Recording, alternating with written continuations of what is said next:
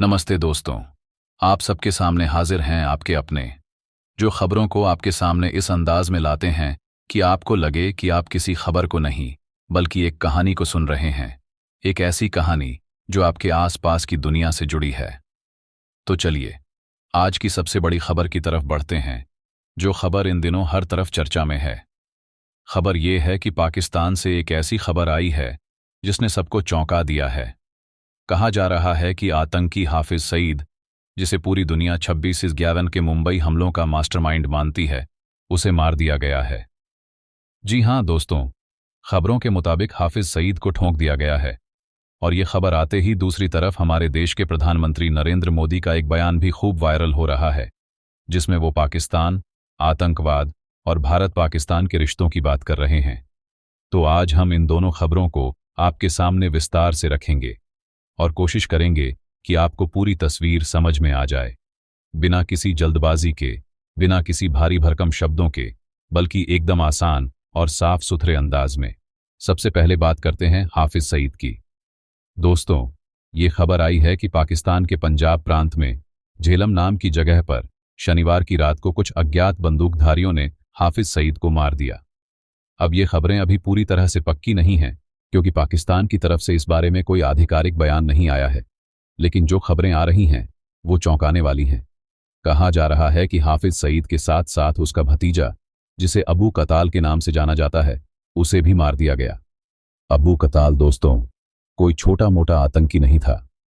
वो आतंकी संगठन लश्कर-ए-तैयबा का बड़ा नाम था, जिसे हाफिज सईद ने ही बनाया था। ये वही अबू कताल है जिसे भारत में कई आतंकी हमलों का मास्टरमाइंड माना जाता है, खासकर जम्मू कश्मीर में हुए हमलों का। खबरों के मुताबिक शनिवार की रात को झेलम में अबू कताल को अज्ञात बंदूकधारियों ने 15 से 20 गोलियां मारकर ढेर कर दिया। उसके साथ उसका एक सिक्योरिटी गार्ड भी मारा गया। अब ये सवाल उठता है कि आखिर ये अज्ञात बंदूकधारी कौन थे?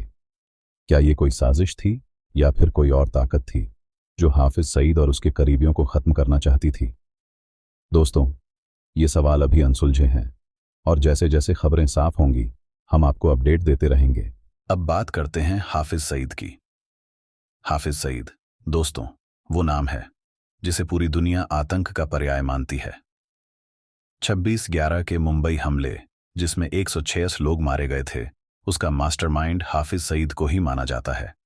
भारत ने कई बार पाकिस्तान से कहा कि उसे सजा दो, उसे हमारे हवाले करो, लेकिन पाकिस्तान ने हमेशा आंखें मूंद लीं। हाफिज सईद को संयुक्त राष्ट्र ने भी आतंकी घोषित किया हुआ है और अमेरिका ने उस पर $10 मिलियन का इनाम रखा हुआ है। लेकिन फिर भी वो पाकिस्तान में खुलेआम घूमता रहा, रैलियां करता रहा और आतंकी संगठन चलाता रहा। हालांकि कुछ साल पहले पाकिस्तान ने उसे जेल में डाल दिया था, लेकिन वो जेल भी कुछ लोगों का कहना है कि एक दिखावा थी। अब खबरें आ रही हैं कि उसे मार दिया गया है। लेकिन दोस्तों, यहां एक सवाल उठता है, अगर हाफिज सईद जेल में था तो उसे मारा कैसे गया? क्या वो जेल से बाहर था या फिर ये खबरें झूठी हैं? ये सवाल अभी हवा में हैं और इनका जवाब मिलने में वक्त लगेगा। अब इस खबर के साथ साथ एक और खबर चर्चा में है और वो है हमारे प्रधानमंत्री नरेंद्र मोदी का बयान। दोस्तों, ठीक उसी वक्त जब हाफिज सईद और अबू कताल के मारे जाने की खबरें आ रही थीं, उसी वक्त प्रधानमंत्री नरेंद्र मोदी का एक इंटरव्यू वायरल हो गया।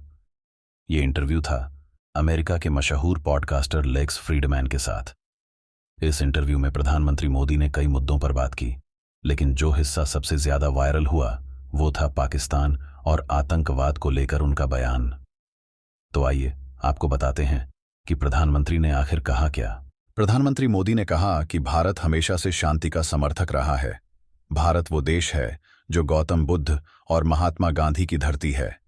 जब भारत विश्व मंच पर शांति की बात करता है तो दुनिया उसकी बात को गंभीरता से सुनती है, लेकिन दूसरी तरफ पाकिस्तान ने हमेशा शांति की कोशिशों का जवाब दुश्मनी और विश्वासघात से दिया है।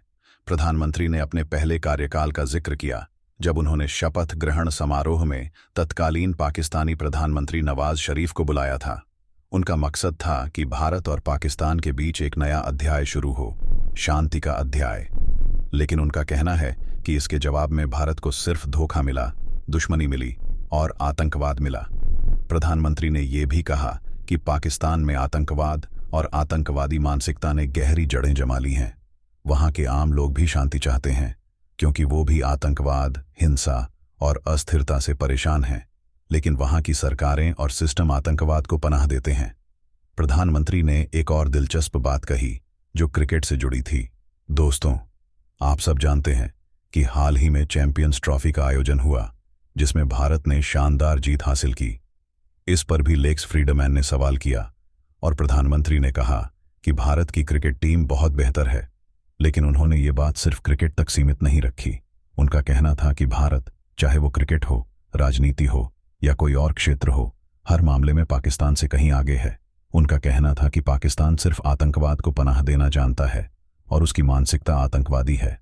दोस्तों, ये बयान इसलिए भी चर्चा में है क्योंकि ठीक उसी वक्त हाफिज सईद और अब्बू कताल के मारे जाने की खबरें आ रही थीं। अब आप सोच रहे होंगे कि इन दोनों खबरों का आपस में क्या कनेक्शन है। तो दोस्तों, कनेक्शन ये है कि हाफिज सईद और उसका आतंकी संगठन लश्कर-ए-तैयबा, जिसके लिए अब्बू कताल काम करता था, भारत के खिलाफ आतंकवाद की सबसे बड़ी वजह रहे हैं। और दूसरी तरफ प्रधानमंत्री मोदी का बयान उस नीति को दर्शाता है जो भारत आतंकवाद के खिलाफ अपनाता है। भारत हमेशा से कहता रहा है कि आतंकवाद और शांति साथ साथ नहीं चल सकते, और ये खबरें अगर सही हैं तो ये एक तरह से उस नीति की जीत को भी दर्शाती हैं। लेकिन दोस्तों, यहां एक बात को समझना बहुत जरूरी है। हाफिज सईद और अब्बू कताल के मारे जाने की खबरें अभी पूरी तरह से पक्की नहीं हैं। कई लोग दावा कर रहे हैं कि हाफिज सईद मारा गया, लेकिन कुछ लोग कह रहे हैं कि ये सिर्फ अफवाह हो सकती है।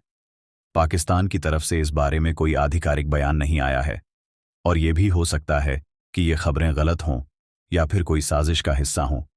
इसलिए हमें इन खबरों को पूरी तरह से सच मानने से पहले थोड़ा इंतजार करना चाहिए।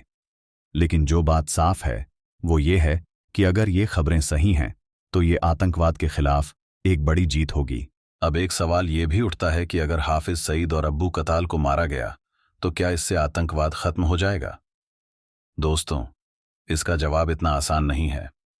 आतंकवाद एक बीमारी की तरह है जिसकी जड़ें बहुत गहरी हैं। हाफिज सईद जैसे लोग इस बीमारी के सिर्फ एक चेहरा है। अगर एक चेहरा खत्म भी हो जाता है तो इसका मतलब ये नहीं कि बीमारी खत्म हो गई। आतंकवाद को खत्म करने के लिए सिर्फ आतंकियों को मारना काफी नहीं है। इसके लिए जरूरी है कि उस मानसिकता को खत्म किया जाए जो आतंकवाद को जन्म देती है। और ये काम सिर्फ भारत का नहीं बल्कि पूरी दुनिया का है। दोस्तों, अब बात करते हैं आपके मन में उठ रहे सवालों की। आप सोच रहे होंगे कि आखिर ये अज्ञात बंदूकधारी कौन थे जिन्होंने हाफिज सईद और अब्बू कताल को मारा?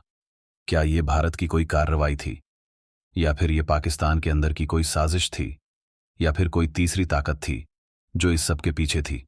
दोस्तों, इन सवालों के जवाब अभी किसी के पास नहीं है, लेकिन इतना जरूर है कि ये खबरें अगर सही हैं तो ये आतंकवाद के खिलाफ लड़ाई में एक बड़ा कदम हो सकती है।